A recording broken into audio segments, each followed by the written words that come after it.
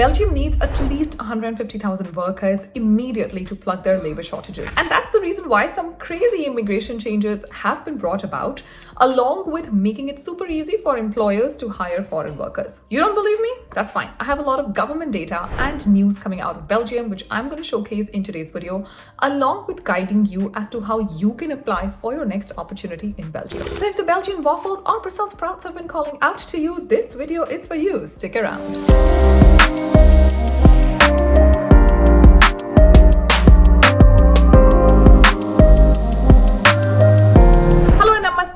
Nidhi Nagori and welcome back to my channel. I'm a finance professional, a digital creator, and also CEO and founder of Globalogy. At Globalogy, our vision is very simple. Anyone in this whole wide world should be able to access global opportunities wherever they are in whichever walk of life they are. And that's why we offer a variety of solutions. If you are an early professional, we offer you collateral-free loans to come to Canada. If you are somebody who is just starting out, not extremely confident, not extremely well qualified, then we have direct placements for you through essential jobs in Europe.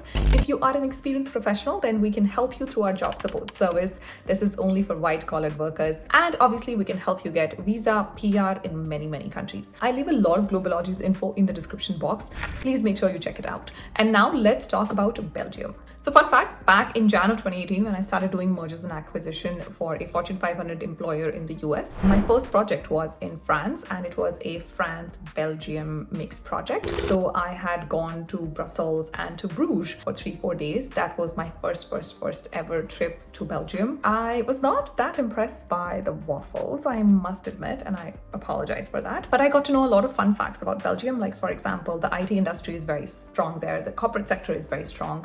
A lot of English speaking opportunities. And that was my first introduction to the whole Belgium system of hiring foreigners and workers. So I'm going to segment today's video into 3 parts. First, we're going to talk about understanding the immigration situation of Belgium because it's a little different than other countries. Second, we're going to talk about, what are the new changes, the new laws, and how can you use it to your benefit. And then third, we're going to talk about what are the different websites and platforms that you can use to find your next opportunity. So let's talk about the first part, which is understanding the Belgium ecosystem. So Belgium as a country is divided into 3 segments, 3 different regions, which are pretty independent and run their own hiring, and everything is independent in these regions.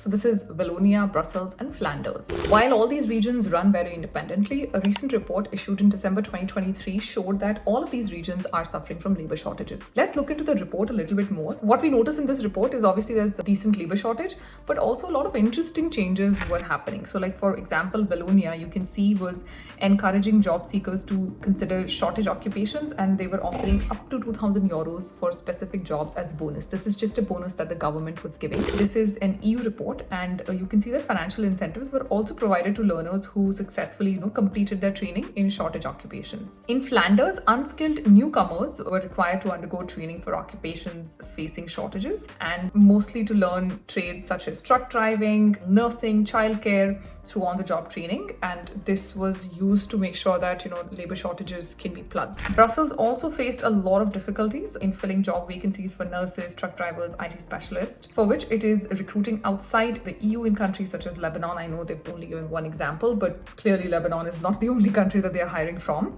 If you see their visa trends, you'll notice that a lot of the IT workers especially were hired from India. The government acknowledges that they need to update existing laws for temporary hiring during the periods of labor shortage, and this is December 2023. As of 1st May 2024, a lot of these changes have already been introduced. But you can see that, clearly they were struggling a lot. So on 18 December 2023, this was published by the European Commission that there was a lot of labor shortage and different pathways that Belgium was trying to use to make sure that they could plug these holes. So in terms of immigration changes, what are the changes that we are seeing? Well, first of all, as of September 2023, 29 new occupations were added to the shortage list. Every region runs its own shortage list, so you'll have to look through each region's shortage list independently. But a lot of occupations were added, and unlike many other countries which are taking away occupations, say like UK and stuff, which are taking away occupations from this shortage occupation list, Belgium was constantly adding occupations to the shortage list. The second big change that Belgium brought about was in terms of salaries. Government wanted foreign workers to be compensated well enough. So that is why the threshold for salaries was increased. This is always a good thing. Many of my clients complain, especially like with the new change that was brought about in UK. I think a lot of my clients at Globalogy were complaining. They were like, this is the end of the world. And I was like, well, you have to understand, if the government wants the minimum salary threshold to go up, it means that the cost of living has gone up and the government wants you to be fairly compensated. The government does not want you to be exploited. That's the reason why minimum salary thresholds are increased. As an international career coach, I have used this always as a marker to see if the government is really invested in, the living conditions for migrant workers, for immigrants. So I'm glad that Belgium also brought about this change, and they brought about this change in a two-tiered system. One is for people who are below 30 and one is for people who are above 30. So if you're somebody who's below 30, you must be making a minimum of 37,000 euros per year to get an EU blue card. And if you're above the age of 30, then you must be making 46,000 euros per year to get the EU blue card. If you're wondering what an EU blue card is, why is it not a Belgium blue card? So an EU blue card allows you to work across Europe. I've covered it extensively throughout my channels, including a recent community post here on YouTube. I'll leave a link to that maybe on the eye if I can, on the screen somewhere for you, or in the description box that you can go and check it out. Once you familiarize yourself with an EU blue card, you'll understand how important it is, especially when you're thinking of a job in Europe. The third big change that they brought about was making it easier for foreign workers to switch employers. Now, this is something that's not very easy to do in most countries. I mean, any country that you can think of, Canada, US, Australia, New Zealand, Germany, it's not very easy to switch from one employer to another on a work permit. In most countries, the new employer has to go ahead and do like a new filing and stuff. But Belgium wants to make it easier for foreign workers to switch to better opportunities if they find some. And this one particularly relates to seasonal workers and EU blue card holders. So if you're either of these, if you've already completed 1 year working in Belgium for one employer, or if you've already sort of worked outside of Belgium but within EU region for 1 year and you come into Belgium, you don't need to inform the government in terms of changing your employer. You can just go ahead and make a change, and your new employer does not have to do a fresh filing for you. It's just a simple paperwork that they'll have to do. So the bureaucracy is taken out of it, making it much easier for you as a foreign national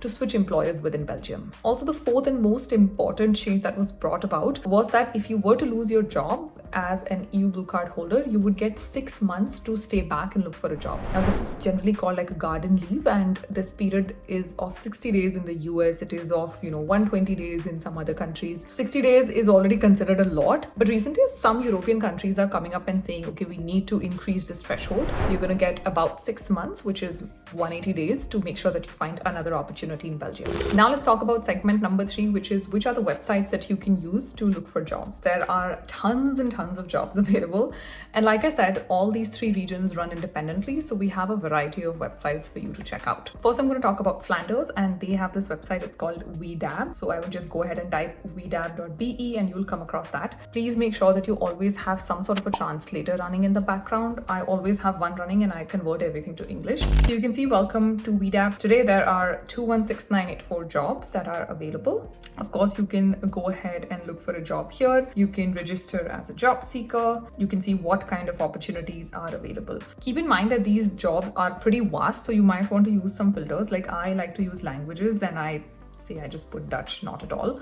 So you can see, if you don't know Dutch, if you're only looking for English speaking roles, even then you have more than 31,000 roles that are currently available that you can consider doing. Now, if you only want to check out roles that are tagged as international candidates, then you can go ahead and use this filter. In my experience, this is not very useful because most jobs are not tagged this way. I mean, we've personally used it for our clients and we've gotten a few interviews through this. So this tagging really does not work, but for your own satisfaction, you could totally do that. The next website that I have here is Forem, Le Forem. This is for Wallonia. Again, I would suggest using a translator in the background, and you can see that there are about 35,901 job offers here that you can go ahead and look at. It is now going to load all the current offers. So again, you can see if there's anything you want to select in terms of filters. It always helps. There are about 4368 English jobs as well that you can look into, and you can see if you sort of want to apply for it. If you want to see any kind of benefits, experience required, all of that is also there, but I just feel like the language filter here is more than enough. So now that we've covered Wallonia and Flanders, we'll go on to Brussels. I was honestly a little confused. This is the website that I found, and while this does show some info about hiring people, you'll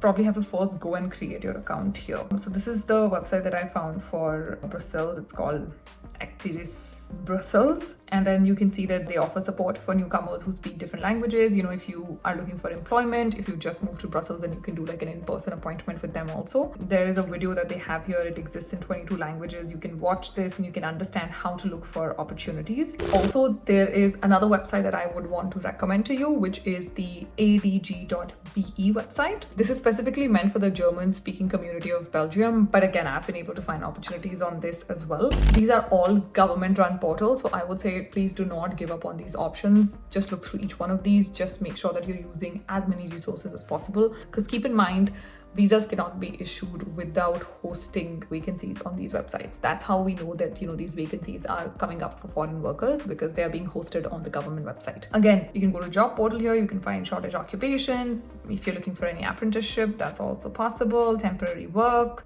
career information, quite a few opportunities. Let's see what happens when we go to job portal. Here we go. We have about 467 opportunities here, and you can again filter through and see what opportunity makes sense to you. Now, these are obviously 4 standard government portals that you can use, but apart from this, there is always a variety, a plethora of other options like Stepstone, LinkedIn, Indeed, that you can also go ahead and use for your search purposes. The first and the most crucial step here is to get started. So please push yourself and take that first step towards Belgium. Once you start doing your search, I'm sure a lot of other opportunities and websites will also present themselves and you will be able to take advantage of them. And on that note, this amazing informative video has also come to an end. I hope you enjoyed watching this video. If you did, please let me know in the comment box below. Show some like on the video, share it with your friends, and let me know which other country you're thinking of next so that I can create content around it. I'll see you in my next video. Until then, you please take care of yourself. Stay safe. Namaste.